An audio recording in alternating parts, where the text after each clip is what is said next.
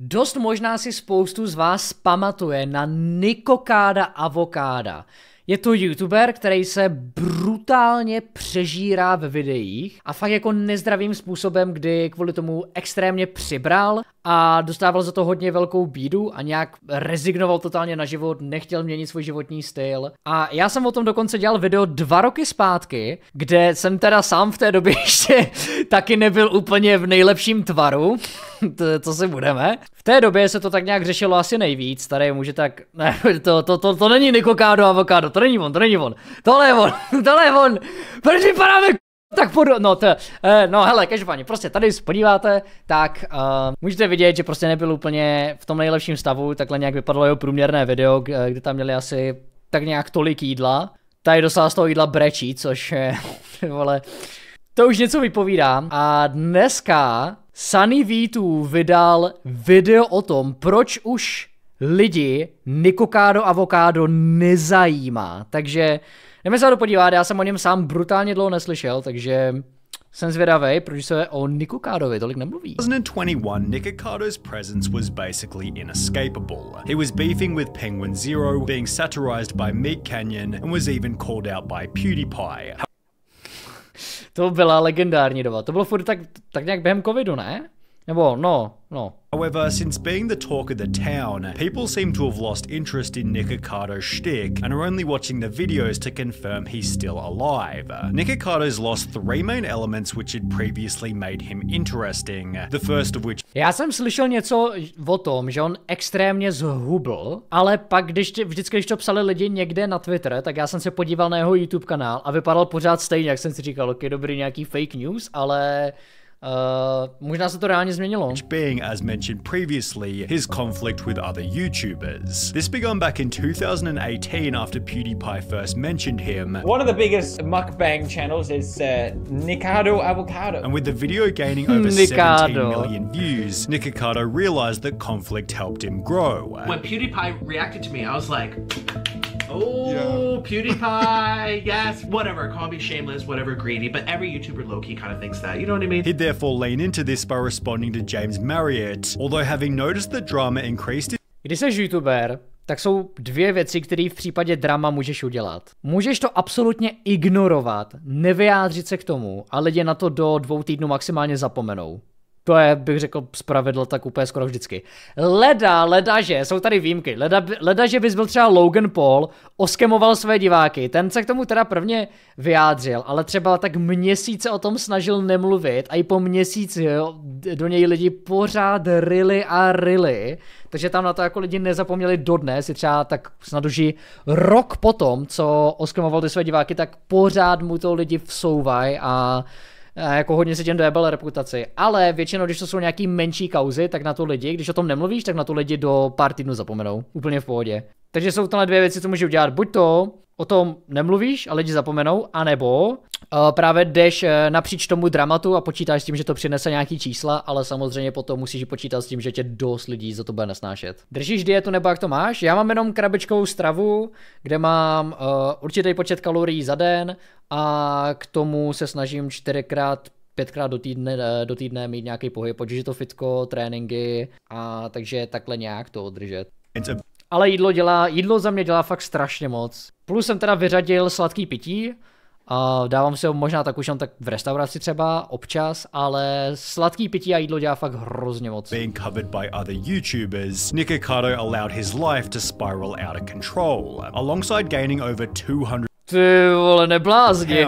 Nikocado was given further exposure through a series of videos by Umperville, although it'd be after these uploads that Nikocado took things to a whole new level. He began to fish for more negative public attention by uploading increasingly polarizing videos such as I'm at the hospital, my diagnosis has arrived, and my new diet as a disabled person, with these videos certainly giving Nick the attention he was fishing for. On the 30th of September 2021, Penguin Zero uploaded a video titled This YouTuber is slowly killing himself a view.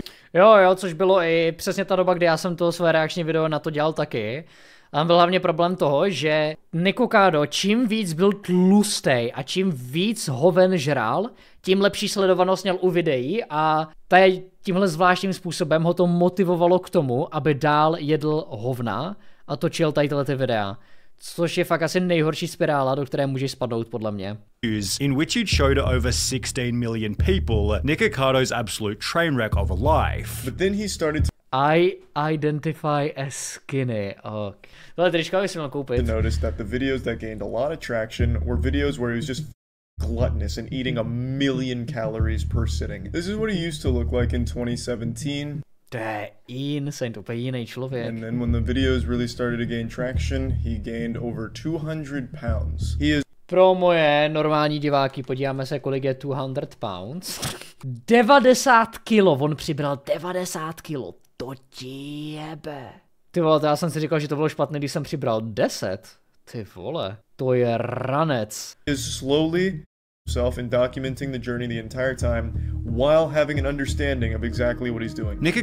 Tolik váží můj táta. Čet, ale to je kolik přibral, ne kolik váží. Nikocado took the chance to respond with his own video. This person thought it would be cute to sit down on the computer and talk about my weight. In which he'd highlight how much Však si nabral 89 kg. Čet to melit! Reálně, teďka jsem ještě hubenější, než jsem byl před covidem, no cap. Jsem tehdy vážil nějak 69 kg, teď vážím 68,5, nějak tak.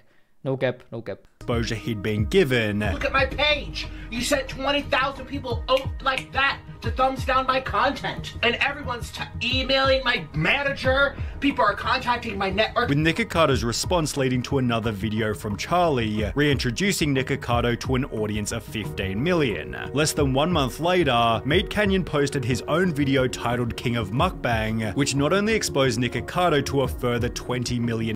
To je insane, kolik ty Meat Canyon videa mají, ty vole, to je raketa, ty blázne. Ty si tyčka, ale jak píše týpek, Avocado dělá bulking, ty Avocado jede dlouhý bulking, o tom žádná. A čet, já taky nabírám solovou hmotu, OK, koukej na ty pracky, petardy brosky, přesně. People, but also prompted another response. Meat Canyon, oh, clever name. And I actually looked up this person on Google, and he's fatter than me. Meat Canyon then responded with his own video, firstly explaining Nikocado's strategy. Because the dude's smart, he knows that he's like, that's going to be clipped, it's going to be put up on the internet, it's just going to drive more traffic. What he's doing, he's a clown, but he knows what he's doing. Before highlighting another reason that Nick had gained an audience, the mystery around his character. It's like gone into this crazy charade where he blinks a lot, he does all these faces, he stomps around, he does all this kind of crazy shit. At the height of his fame, Nikocado Avocado was a complete and utter puzzle. People had no idea what was real and what was fake. I think he's an actor. I don't actually think that he thinks this way. Was he actually breaking up with his husband every month, or was it all made up for the show? Ale ty Nikocado title videa byly fakt tak bizarní a ten content v tom, ty. Was he actually disabled, or did he just buy the machine to gain some extra views? What was he like when the cameras weren't rolling, and to what extent was his personality exaggerated? I'm a character. I'm a troll. He's just acting. I'm not acting. You're an idiot. But thanks for the promotion. You're only making me richer. The mystery implied that Nikocado's life was fresh, new, and interesting to the audience. Every video began with him making a fool of himself in a range of different ways, while mixing in some classic Nikocado jokes and phrases. And all these people are making fun of my weight, saying, oh, he let himself go. It's called a medical mystery. Each episode then ended by eating extra. Kolik tam to je? Tohle reálně, jak 10 000 kalorií úplně bez problémů. To je extrém. Extremely unhealthy food, usually kept fresh with some drama. Co to je? Tady tohle dodžuju na MMA tréninku. From his husband. However, after reaching a peak in interest from the public, Nikocado began to face a serious problem. He was only being talked about by everybody because his life was such a train wreck, it couldn't get any more extreme. Máš na ten mekáč podezřele dobrý odhad? No dobrý, a to je pouze všechno, co to je. Odhad. Čet, já jsem ve skutečnosti nutriční expert, jenom jsem doteďka byl skromný a dělal, že jsem pouze přihlouplý youtuber, abyste mě nebrali až zas tak vážně. And he knows the only way to get people to watch him is if he keeps getting worse. Although by divorcing his husband, becoming disabled and gaining an incredible amount of weight, Nikocado couldn't make the clickbait any more extreme, which not only gave other YouTubers nothing fresh to talk about, but also made each Nikocado video extremely repetitive and perfectly predictable. The titles and thumbnails were all very similar, the jokes and phrases never... Jo, on strašně moc lidí říká, že YouTube je jako lehkej v tom, že ty vezmeš jednu věc, co ti někdy fungovala a opakuješ ji. Problém je, že ty tady s touhletou mentalitou musíš udělat to, že ty vezmeš tu věc, co ti fungovala a udělat ji ještě lepší, pokud to chceš udržet dlouhodobě. No, ale některé věci prostě nejdou dělat pořád lepší a lepší dokola. Eventuálně se dostaneš do nějakého bodu, kdy máš pík té jedné věci, kterou už nemáš jak udělat lepší.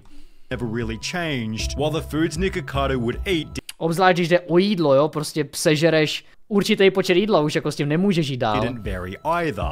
On top of this, the drama within the videos was so predictably consistent, it became an ineffective method of keeping the audience engaged, as they could tell it was always clickbait. However, there was one variable that other YouTubers kolik tam má banánů? Koho tím jde began to suggest he implement. I would love there to be an insane redemption arc in this story, where he turns it all around and starts making healthier choices as we watch him rewind time and turn back into that 140-pound violin-wielding twink we talked about at the beginning. If Nick made a weight loss journey video, I shit you not, it will be #1 on trending. If he actually loses weight and kinda looks like his skinny self, he will earn all of our respect. Watch him come out of this jacked as heck, and his channel goes from a bunch of eating to diet and workout routines to help other people going through what he did. That'd literally be the greatest thing to happen on YouTube. With the whole world hoping for a Nikocado weight loss journey, he'd upload 2 different healthy mukbang videos, which didn't get nearly as many views. People say a lot, but they don't really mean it. They say, oh, we want to see you eat healthy. I did that twice on my... No jo, ale protože lidi zajímají výsledky, to, že jako si dáš zdravé jídlo pro 2 mukbangy, to nikoho nezajímá. Lidi chtějí vidět výsledky, kde reálně se ti podaří něco udělat a to je zhubnout. Channels. 2 times. And I got half the views. Instead, Nikocado returned to the same old repetitive content, which caused a steady drop in his viewership until he finally did something different. In November 2022, Nikocado spent a week with fellow YouTuber Umperville, producing 2 documentaries, a mukbang and a TikTok reaction video. The 2 YouTubers made for such an entertaining duo, Nikocado actually became incredibly likable, although given his most viewed month ever was when the entire world hated him, being admired by the audience might have actually been a negative. The other problem on top of this was that over the course of the videos, Nikocado steadily disintegrated the mystery surrounding his character. This proves it's an act, and makes me enjoy it versus be disgusted. Glad he did this. I like how sometimes you can see him break character. Reminds me that he's more than just this caricature. Jo, jako to, že to byl do jisté míry nějaká herecká role, si myslím, že je dost uvěřitelný. Ale tady v tomhle kolikrát fakt nevíš, jo. John Mariánek, když začínal, tak taky měl charakter jako toho, že byl hrozně arrogantní, namyšlený a těžko říct, jestli v té době fakt reálně taky byl, ale když to porovnáš s těma videama, co dělá třeba dneska, tak taky je to o dost víc sympatická osobnost, než těch několik let zpátky. Takže tady u tohle nikdy nevíš, jestli ty lidi reálně takový jsou, anebo jestli to fakt jenom hrajou pro content. U některých lidí třeba když trolí, tak si myslím, že to je poznat, ale v momentu, co někdo má třeba takovouhle jako takový arrogantní tón pro video, tak to nikdy nejsi schopný úplně ze 100% říct. Nick's mystery dissipated further after the first episode of their podcast. It's hard to explain that it's a character, but it's not a character.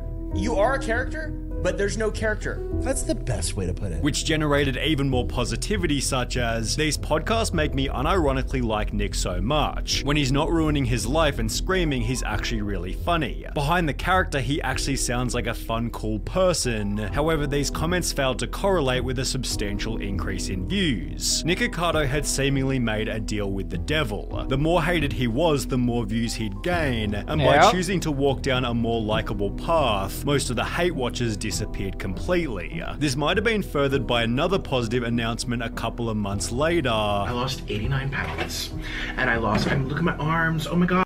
Ty blázne, to je zase kolik, třeba 40 kilo, to dobré.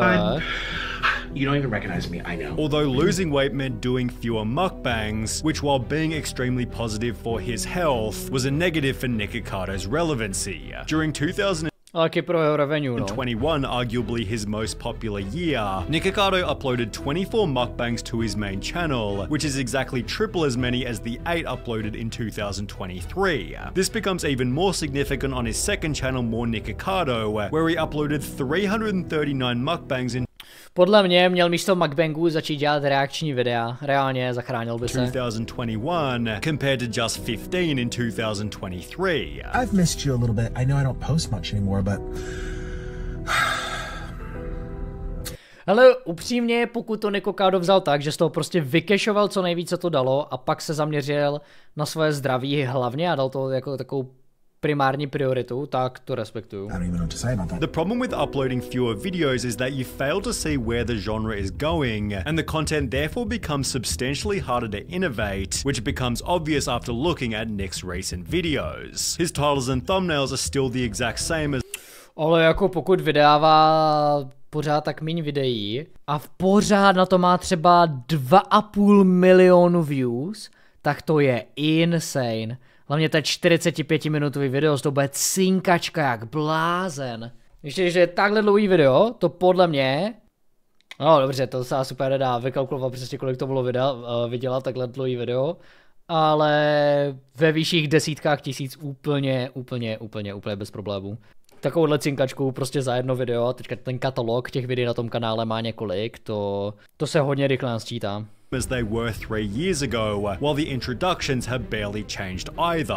This might explain why his most recent main channel co to je? Co to bludi dělají? Video didn't do so well, and while Nikocado has joked about quitting on multiple different occasions, a video uploaded just a few days ago feels like he might be serious. but it's nice to be away from all you a-holes. Why am I here for you anymore? I don't even know why I need to be here. So that's why I just moved over to my Patreon. Everyone has their tipping point. And you know I have thick skin. Very thick skin, but everyone has their breaking point. OK, zajímavé. No, jako to, že je na Patreonu je pěkný, ale v moment, co tam nejsi schopný přes YouTube dotáhnout nový lidi, tak ten Patreon můžeš dělat jenom nějakou určitou dobu, no. Můžeš ho dělat jenom tak dlouho. Ale hele, cením, že reálně něco zhubil. Jako vypadá to, že co se týče fyzické strany, tak je to na lepší cestě, akorát je otázka, jak se mu podaří nějak si novovat ten content, no.